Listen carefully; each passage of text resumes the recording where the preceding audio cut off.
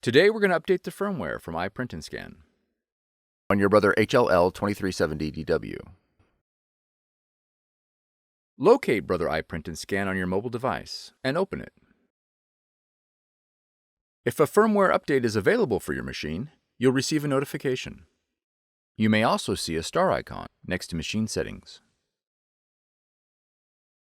On your mobile device, press the Firmware Update banner. Then press Update. A Brother webpage for your machine will open. Enter your machine's default password to log in. Press Check for new firmware. Press Update. Do not power down your machine during the update process. After the process is completed, you'll need to log back in and confirm the update.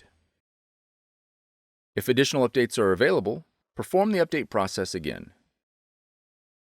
For more tutorials, FAQs, and videos, visit us at www.brother-usa.com. If you found this video helpful, be sure to subscribe. Thank you for choosing Brother.